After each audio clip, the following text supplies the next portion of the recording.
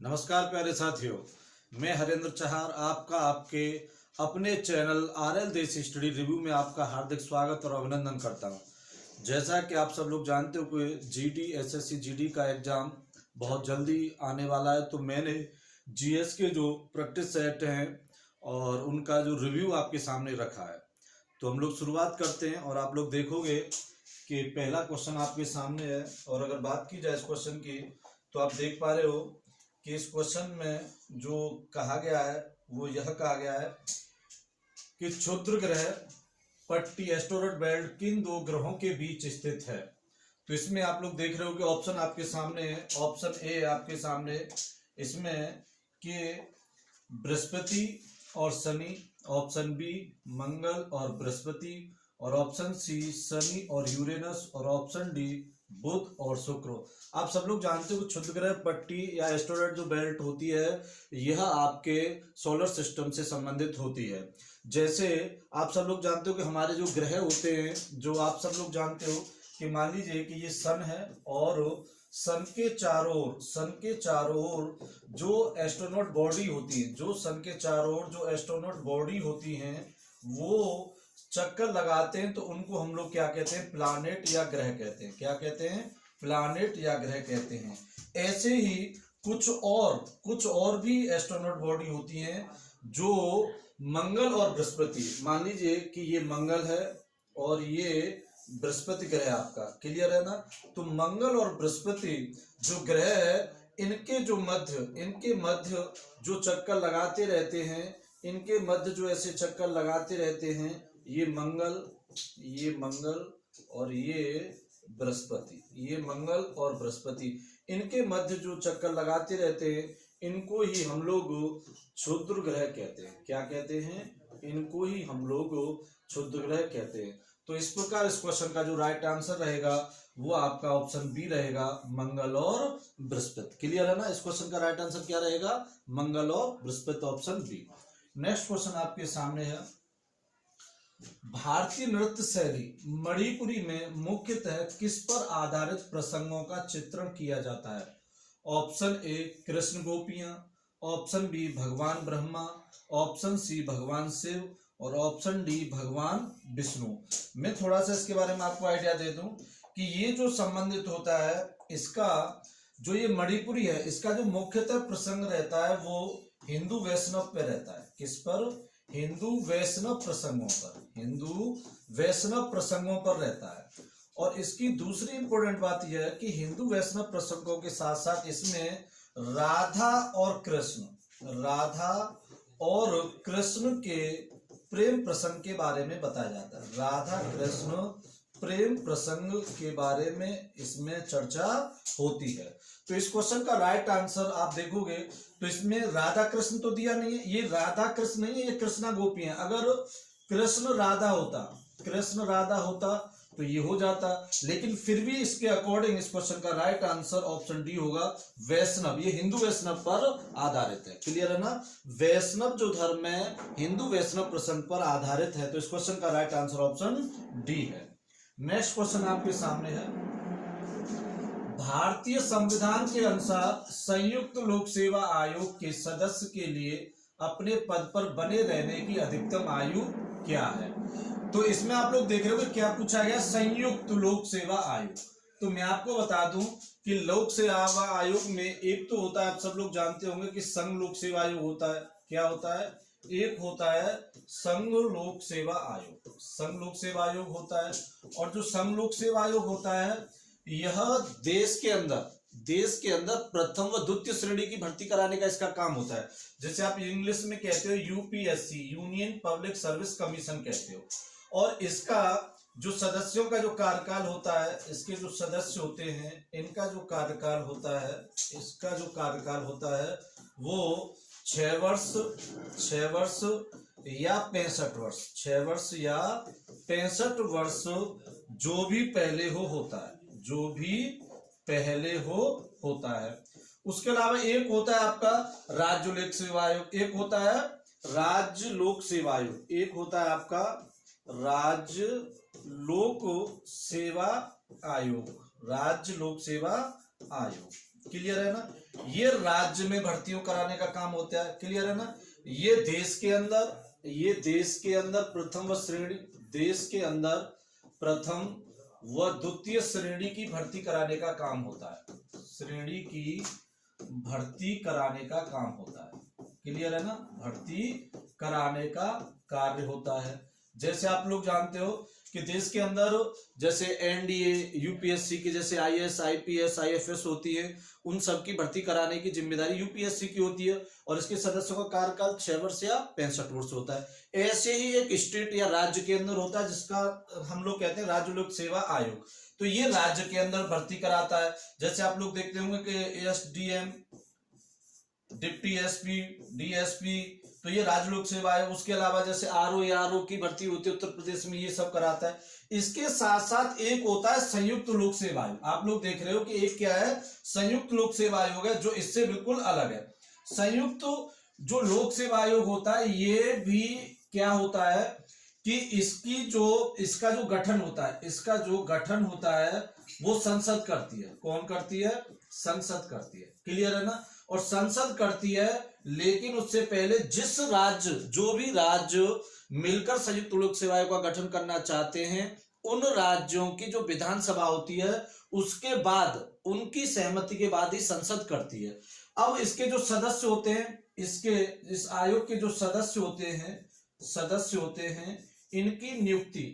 सदस्य जो होते हैं, इनकी नियुक्ति राष्ट्रपति ही करता है। इनके सदस्यों की जो नियुक्ति कौन करता है? राष्ट्रपति करता है। ये बहुत इंपॉर्टेंट है, याद रखना इस बात को। और इसके सदस्यों का जो कार्यकाल होता है वो 62 वर्ष जो कार्यकाल होता है। कितना होता है इनका जो कार्यकाल? 62 वर्ष या 6 वर्ष।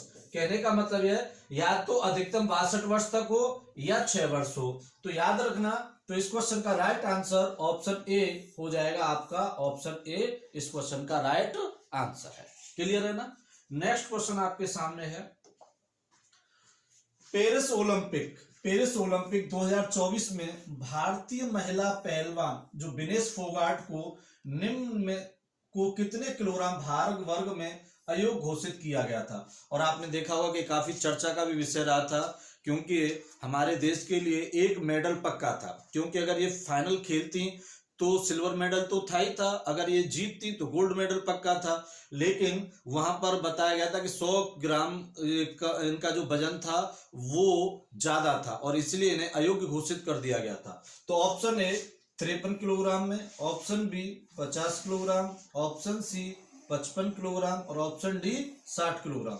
तो इस क्वेश्चन का राइट आंसर ऑप्शन बी रहेगा। और आपको पता होगा कि फिर विनेश फोगाट ओलंपिक होने के बाद चुनाव लड़ती हैं और वर्तमान में ये विधायक हैं। क्लियर है ना। तो याद रखना। नेक्स्ट क्वेश्चन आपके सामने है, एलईडी का पूर्ण रूप क्या है? Option A linear emergency device, option B light emitting diode, option C liquid emitting display और option D light emitting device. तो इस क्वेश्चन का राइट आंसर ऑप्शन बी है, लाइट एमिटिंग डायोड होता है। जो घर में आप एलईडी टीवी या जो किसी की भी एलईडी स्क्रीन जो होती है उसकी फुल फॉर्म होती है लाइट एमिटिंग डायोड। क्लियर है ना। इससे पहले एलसीडी होती थी, तो ये याद रखना, एलसीडी का जो होता है लिक्विड क्रिस्टल डिस्प्ले होता था, लेकिन एलईडी का जो होता है वो लाइट एमिटिंग डायोड होता है। नेक्स्ट क्वेश्चन आपके सामने है, पीर पंजाल रेलवे सुरंग कहाँ स्थित है? Option A Jammu Kashmir, option B Himachal Pradesh, option C Uttarakhand और ऑप्शन डी सिक्किम। तो याद रखना, इस क्वेश्चन का जो राइट आंसर रहेगा वो आपका ऑप्शन ए रहेगा, जम्मू कश्मीर। क्लियर है ना। पीर पंजाल जो रेलवे सुरंग है वो आपके जम्मू कश्मीर में स्थित है। नेक्स्ट क्वेश्चन हम लोग देखते हैं। नेक्स्ट क्वेश्चन आपके सामने है, भारतीय राष्ट्रीय कांग्रेस ने सन 1929 में किसकी अध्यक्षता में पूर्ण स्वराज प्रस्ताव पारित किया था? Option A Mahatma Gandhi, option B Lala Lajpat Rai, option C Jawaharlal Nehru और ऑप्शन डी वल्लभ भाई पटेल। तो मैं आपको बता दूं, थोड़ा सा इसका आंसर देने से पहले कुछ जानकारी। जैसे भारतीय राष्ट्रीय कांग्रेस है, तो आप जानते हो कि जो इसकी स्थापना हुई थी वो 1885 में हुई थी। कब हुई थी? 1885 में हुई थी। और जो स्थान था मुंबई में, कहां पर स्थान था, बंबई था। क्लियर है ना, स्थान क्या था, बंबई था। बंबई के गोकुल दास तेजपाल विद्यालय की बात है, वहां पर हुई थी। और सबसे इंपॉर्टेंट बात यह है कि जो कांग्रेस के संस्थापक माने जाते हैं, कांग्रेस के जो संस्थापक माने जाते हैं वो A.O. ह्यूम थे, A.O. ह्यूम थे। दूसरी महत्वपूर्ण बात क्या है कि जो कांग्रेस के जो अधिवेशन थे प्रत्येक वर्ष होते थे, 1885 में जैसे मुंबई में होता है, उसके बाद 86 में कलकत्ता में होता है, ऐसे ये चलते रहते हैं। तो फिर फाइनली 1929 में होता है। और ये 1929 का है वो बहुत महत्वपूर्ण है। 1919 का जो कांग्रेस का अधिवेशन हुआ था, ये इसका जो स्थान था ये लाहौर में हुआ था। कहाँ हुआ था, स्थान था इसका लाहौर। क्लियर है ना, कहाँ हुआ था, ये लाहौर में हुआ था। और इसके जो अध्यक्ष थे, इसके जो अध्यक्ष थे वो पंडित जवाहरलाल नेहरू थे। कौन थे, पंडित जवाहरलाल नेहरू थे। क्लियर है ना, स्थान था लाहौर, नदी रावी, नदी थी जो रावी का तट था, नदी रावी के तट पर हुआ था। और इस अधिवेशन की जो सबसे महत्वपूर्ण बात यह है कि जैसे आप लोग जानते हो कि हमारा संविधान पूर्णतः 26 जनवरी 1950 को लागू हुआ। तो ये जो लागू हुआ था उसके पीछे जो ऐतिहासिक महत्व वो यही है। यहाँ क्या हुआ था मैं आपको बता दूं कि इसी अधिवेशन में पूर्ण स्वराज प्रस्ताव की बात की गई थी, पूर्ण स्वराज की बात की गई थी। और ये जो डेट रखी थी ना, ये डेट रखी थी 26 जनवरी 1930। 26 जनवरी 1930 को हम लोग पूर्ण स्वराज दिवस मनाएंगे। और इसी के आधार पर जो हमारे संविधान की जो डेट रही, फाइनली जो हमारे संविधान की डेट रही थी वो इसी डेट को ध्यान में रखते हुए 26 जनवरी को रखा गया था। तो इस क्वेश्चन का राइट आंसर तो ऑप्शन सी है, पंडित जवाहरलाल नेहरू। लेकिन याद रखना कि इसकी कुछ और महत्वपूर्ण बातें जो आपके एग्जाम में आती रहती है। नेक्स्ट क्वेश्चन हम लोग देखेंगे, आपके सामने है। नेक्स्ट क्वेश्चन है कि आपका अल्लाह रखा कुरैशी, जिन्हें लोकप्रिय रूप से अल्लाह रखा के रूप में जाना जाता है, एक भारतीय वादक है। मतलब ये किस वादक से संबंधित है, संतूर, सितार, वीणा, किससे? तो ये उसके बारे में पूछ रहा है। तो ऑप्शन ए आप देख रहे हो कि वीणा, ऑप्शन बी ढोलक, ऑप्शन सी तबला और ऑप्शन डी सितार। तो याद रखना इस क्वेश्चन का राइट आंसर ऑप्शन सी है, तबला। तबला वादक थे अल्लाह रखा कुरैशी या अल्लाह रखा। कुछ और भी प्रमुख तबला वादक हैं, जैसे एक है आपके नरेंद्र शर्मा, नरेंद्र शर्मा भी एक प्रमुख तबला वादक हैं। उसके अलावा यदि बात की जाए तो नरेंद्र शर्मा के अलावा आपके सुखविंदर सिंह हैं, एक सुखविंदर सिंह हैं, सुखविंदर सिंह हैं। उसके अलावा बहुत महत्वपूर्ण है आपके जाकिर हुसैन थे, जाकिर हुसैन। उसके अलावा बात की जाए तो लतीफ खां, उसके अलावा लतीफ खां। ऐसे कुछ और महत्वपूर्ण हैं जो आपके एग्जाम में पूछे जाते हैं। तो इस क्वेश्चन का राइट आंसर ऑप्शन सी है। क्लियर है ना। नेक्स्ट क्वेश्चन आपके सामने है, निम्नलिखित में से वो पूछ रहे हैं किस विजयनगर शासक ने अपनी पुत्री का विवाह फिरोज शाह बहमनी से करवाया था? ऑप्शन ए देवराय द्वितीय, ऑप्शन बी देवराय प्रथम, ऑप्शन सी कृष्ण देवराय और ऑप्शन डी बुक्का प्रथम। तो मैं आपको बता दूं कि ये जो विजयनगर साम्राज्य, इसमें कुछ क्वेश्चन और पूछे जाते हैं आपके एग्जाम से संबंधित। जैसे विजयनगर जो साम्राज्य था, विजयनगर साम्राज्य था, विजयनगर साम्राज्य की बात की जाए तो एक तो इसकी स्थापना किसने की थी ये पूछ लिया जाता है।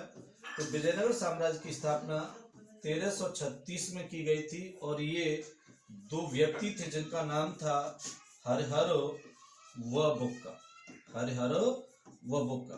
क्लियर है ना। दूसरी इंपॉर्टेंट बात यह है कि हरिहर व बुक्का ने विजयनगर साम्राज्य की स्थापना की थी जब दिल्ली सल्तनत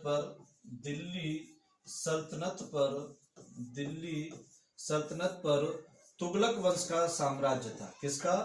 तुगलक वंश का साम्राज्य था। ये बहुत पूछा जाता है। और तुगलक वंश का जो साम्राज्य था तो उस समय मोहम्मद बिन तुगलक, तो मैं आपको बता दूं तुगलक वंश का जो शासक का भी नाम था उस समय, उसका नाम था MBT कहता हूं मैं तो उसे शॉर्ट फॉर्म में याद करने के लिए। वैसे इसका फुल फॉर्म था मोहम्मद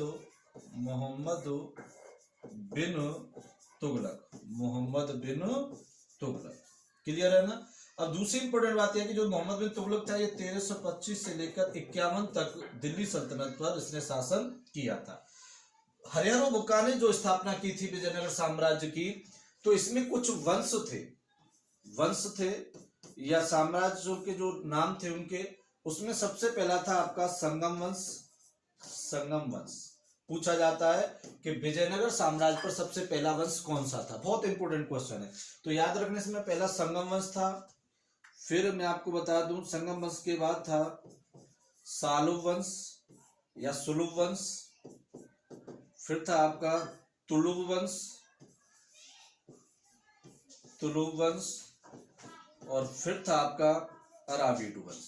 तो ये 4 वंश होते हैं। क्लियर है ना, अराविडु वंश। क्लियर है।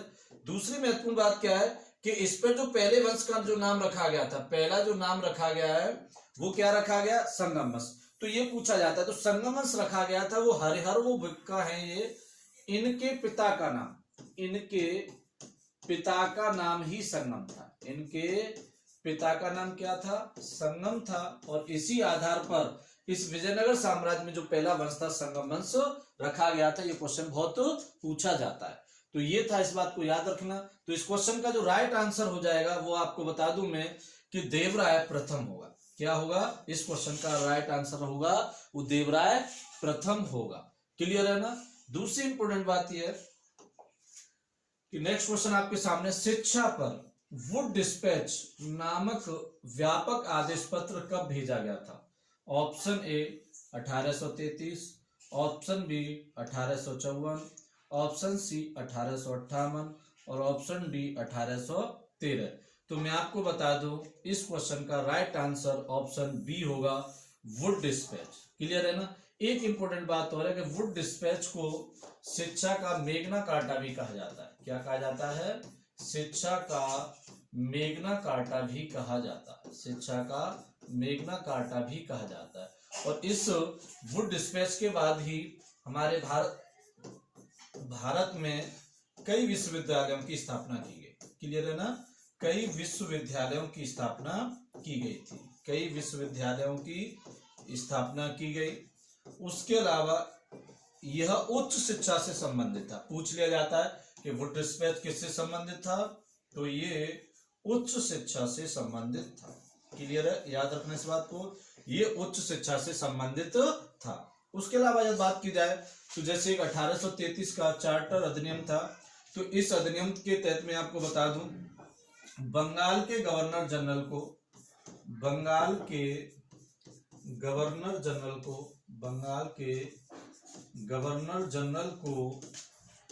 भारत का गवर्नर जनरल बना दिया गया। भारत का गवर्नर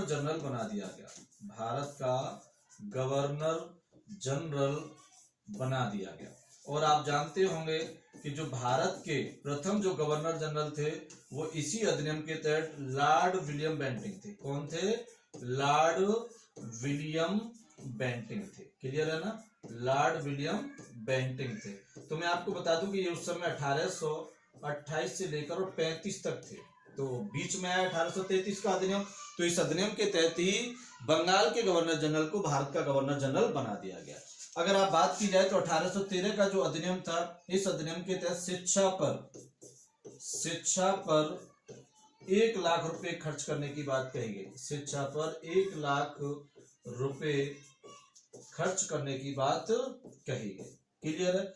उसके अलावा 1813 का अधिनियम था, इस अधिनियम ये बहुत इंपॉर्टेंट था। और इसकी एक इंपॉर्टेंट बात और ये कि इसने व्यापार के एकाधिकार को खत्म कर दिया। इसने व्यापार के एकाधिकार को खत्म कर दिया था। व्यापार के एकाधिकार को खत्म कर दिया था।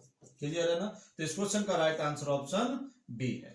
नेक्स्ट क्वेश्चन आपके सामने है, प्रसिद्ध हिंदी उपन्यास तमस किसने लिखा था। Option A Nagendra, option B Bhisham Sahni, option C Yashpal और ऑप्शन डी त्रिलोचन। तो इस क्वेश्चन का राइट आंसर ऑप्शन बी है। भीष्म सानी। तो भीष्म सानी की कुछ एक दो और उपन्यास हैं, जैसे एक तो है नीलू, नीलू है, एक बसंती करके है। तो ये कुछ हैं, तो इनको याद रख लेना, ये पूछ लिया जाता है। वैसे हिंदी का क्वेश्चन था और ये इंपोर्टेंट भी है, लेकिन याद रखना इस बात को। नेक्स्ट क्वेश्चन आपके सामने है, भारत में किस दिन राष्ट्रीय भाला फेंक दिवस मनाया जाता है? ऑप्शन ए 9 अगस्त, ऑप्शन बी 8 अगस्त, ऑप्शन सी 6 अगस्त और ऑप्शन डी 7 अगस्त। तो इस क्वेश्चन का राइट आंसर ऑप्शन डी है 7 अगस्त। और आप सब लोग जानते हो कि जो राष्ट्रीय भाला फेंक दिवस की जो शुरुआत की गई है, तो मैं आपको बता दूं कि जो नीरज चोपड़ा, आप सब लोग जानते हो कि नीरज चोपड़ा जो हैं, इन्होंने भारत के लिए ओलंपिक में गोल्ड मेडल जीता था। भारत के लिए ओलंपिक में, भारत के लिए ओलंपिक में गोल्ड मेडल जीता था, ओलंपिक में गोल्ड मेडल जीता था। और ये कौन सा ओलंपिक था? तो ये मैं आपको बता दूं, ये 2020 का ओलंपिक था। अच्छा, कहाँ हुआ था ये आप मुझे कमेंट बॉक्स में बताओगे, ये कहाँ हुआ था आप मुझे कमेंट बॉक्स में बताओगे। लेकिन 2024 के पेरिस ओलंपिक में, 2024 के पेरिस ओलंपिक में, पेरिस ओलंपिक में, पेरिस ओलंपिक में इन्होंने सिल्वर मेडल, कौन सा मेडल जीता है? सिल्वर मेडल ही जीता है, या इसे हम लोग रजत पदक कहते हैं। क्लियर है ना? क्या कहते हैं? रजत पदक कहते हैं। तो ये उन्हीं की स्मृति में 7 अगस्त को विश्व राष्ट्रीय भाला फेंक दिवस मनाया जाता है। नेक्स्ट क्वेश्चन आपके सामने है, उज्जैन किस नदी के तट पर है? Option A Kshipra, option B Dibang, option C Saryu, option D Saraswati. तो इस क्वेश्चन का तो राइट आंसर ऑप्शन ए है क्षिप्रा। क्लियर है ना? नेक्स्ट क्वेश्चन आपके सामने है, फुगड़ी कोकण क्षेत्र में किया जाने वाला गोवा का एक लोक नृत्य है। यह आम तौर पर निम्नलिखित में से किस हिंदू धार्मिक त्योहार के दिन किया जाता है? इसमें यह पूछा गया है कि जो फुगड़ी है वो कोकण क्षेत्र में एक प्रमुख हिंदू त्योहार के रूप में मनाया जाता है और ये गोवा राज्य में मनाया जाता है। तो वो कौन सा है, कौन सा है? तो इसमें option A Diwali, option B Holi, option C Durga Puja और ऑप्शन डी गणेश चतुर्थी। तो मैं आपको बता दूं, इस क्वेश्चन का राइट आंसर ऑप्शन डी है, गणेश चतुर्थी को ही गोवा में फुगड़ी के रूप में मनाया जाता है। क्लियर है ना? नेक्स्ट क्वेश्चन आपके सामने है, भारत के संविधान का कौन सा अनुच्छेद ग्राम पंचायत के संगठन से संबंधित है? Option A article 38, option B article 45, option C article 40 और ऑप्शन डी आर्टिकल 36। तो मैं आपको बता दूं, इस क्वेश्चन का राइट आंसर ऑप्शन सी है, आर्टिकल 40 या अनुच्छेद 40 ही ग्राम पंचायत के संगठन से संबंधित है। और ये जो अनुच्छेद हैं, ये आपके सारे अनुच्छेद नीति निर्देशक तत्वों से संबंधित है। क्लियर है ना? कहाँ से संबंधित हैं? ये नीति निर्देशक तत्वों से ही संबंधित हैं। क्लियर है ना? और इन्हें आयरलैंड देश से ही लिया गया था। क्लियर है ना? और ये जो नीति निर्देशक तत्व हैं, ये अनुच्छेद मैं आपको बता दूं 36 से लेकर 51 तक। कितने अनुच्छेद हैं इसमें? 36 से लेकर 51 तक हैं। क्लियर है ना? तो याद रखना इस बात को। नेक्स्ट क्वेश्चन आपके सामने है, 2011 की जनगणना के अनुसार कुल वैश्विक आबादी की कितने प्रतिशत जनसंख्या भारत में है? इस क्वेश्चन में यह पूछा जा रहा है कि विश्व में जितनी जनसंख्या थी 2011 के अकॉर्डिंग, उसका कितना प्रतिशत आपके भारत में है? तो इसका option A 17.5%, option B 14.68%, option C 20.32% और ऑप्शन डी 15.45%। तो इस क्वेश्चन का राइट आंसर ऑप्शन ए है, भारत का जो कुल आबादी है भारत में 2011 की जनगणना के अनुसार विश्व का 17.5% था। क्लियर है ना? नेक्स्ट क्वेश्चन आपके सामने है, भारत और किस देश के मध्य द्विपक्षीय वायु अभ्यास उदार, ये नाम है किसका? ये एक द्विपक्षीय वायु अभ्यास का नाम है। उदार शक्ति 2024 आयोजित किया गया। किन किन के मध्य? मतलब एक तरफ भारत था और दूसरी तरफ कौन देश था? Option A Myanmar, option B Malaysia, option C Sri Lanka और ऑप्शन डी बांग्लादेश। तो मैं आपको बता दूं इस क्वेश्चन का राइट आंसर ऑप्शन बी है मलेशिया। मलेशिया व भारत के मध्य ही, मलेशिया व भारत के मध्य ही एक वायु अभ्यास है जिसका नाम क्या है, उदार, यह होता है। क्लियर है ना, यही इस क्वेश्चन में पूछा गया। नेक्स्ट क्वेश्चन आपके सामने है, भारतीय संविधान में राज्य के नीति निर्देशक तत्व निम्नलिखित में से किस संविधान से लिए गए हैं। तो मैंने इस क्वेश्चन का तो आंसर आपको पहले भी बताया, अगर आपने ध्यान दिया हो तो इससे पहले क्वेश्चन में इसकी चर्चा हो गई थी।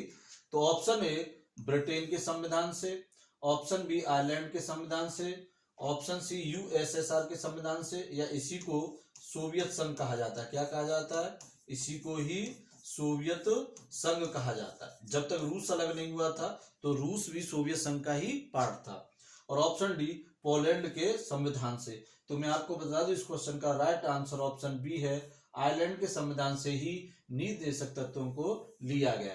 और इनकी बात की जाए तो ये भाग आपका भाग किसमें है, तो मैं आपको बता दूं राज्य के जो नीति निर्देशक तत्व हैं ये आपके भाग 4 में है। दूसरी इंपोर्टेंट बात क्या है कि ये किस देश से लिए गए हैं, तो ये आपको पता है कि आयरलैंड से लिए गए हैं। और इनका जो विवरण है वो अनुच्छेद 36 से 51 तक है। क्लियर है ना, तो याद रखना इस बात को। तो ये बहुत इंपोर्टेंट, अगर आपको बता दिया जाए तो जैसे कुछ और 1-2 पॉइंट लिख लो आप, जैसे यूएसएसआर या सोवियत संघ कहते हैं तो यहाँ से मूल कर्तव्य लिए गए थे। क्या लिए गए थे, मूल कर्तव्य लिए गए थे। और ये भाग 4 क में इनका विवरण है। कौन सा भाग, भाग 4 क में इनका विवरण है। और अनुच्छेद की बात की जाए तो केवल एक ही अनुच्छेद है, वो है 51 क। क्लियर।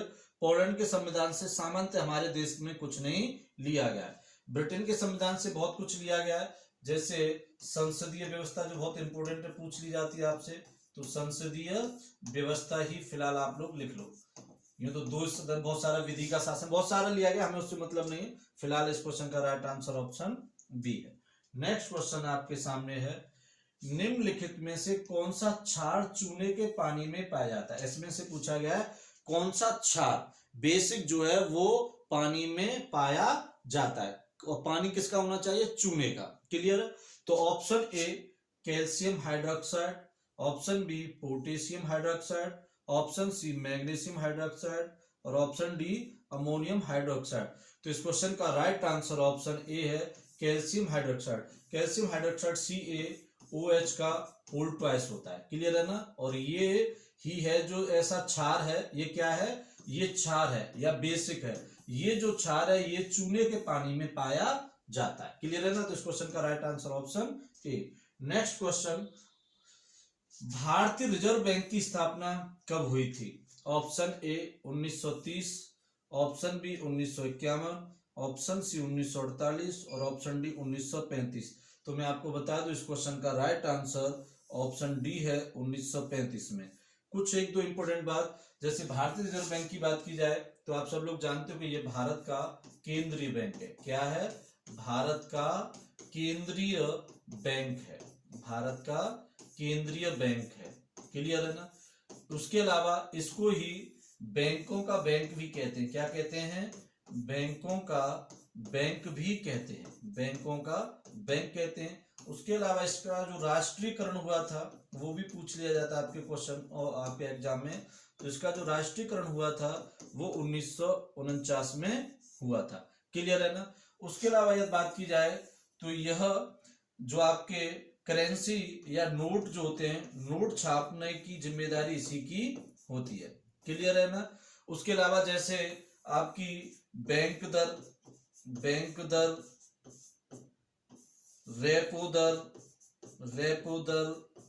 रिवर्स रेपो दर, ये सब भारतीय रिजर्व बैंक ही इनको मॉनिटर या कंट्रोल करता है। क्लियर है ना। दूसरी इंपॉर्टेंट बात यह है कि कुछ बैंकों से संबंधित और भी एक आध क्वेश्चन आ जाता है। जैसे एक तो पूछ लिया जाता है कि सबसे पहले बैंकों का राष्ट्रीयकरण कब हुआ था। सबसे पहले बैंकों का राष्ट्रीयकरण कब हुआ था, सबसे पहले बैंकों का राष्ट्रीयकरण कब हुआ था। तो मैं आपको बता दूं सबसे पहले जो बैंकों का राष्ट्रीयकरण हुआ था वो 14 बैंक थी। कितनी बैंक थी, 14 बैंक थी और 1969 में हुआ था, क्लियर है ना। और उसके बाद हुआ था फिर 1980 में 6 बैंकों का हुआ था। ये कभी कभार पूछ लिया जाता है, क्लियर है ना। तो बच्चों आपको आज ये कैसी क्लास लगी और मुझे कमेंट बॉक्स में अवश्य बताएं। और अगर ये अच्छी लगी हो तो आप इसे लाइक करें और ज़्यादा से ज़्यादा शेयर करें, जिससे कि कुछ बच्चों तक और भी यह मटेरियल पहुंच सके। तो जय हिंद।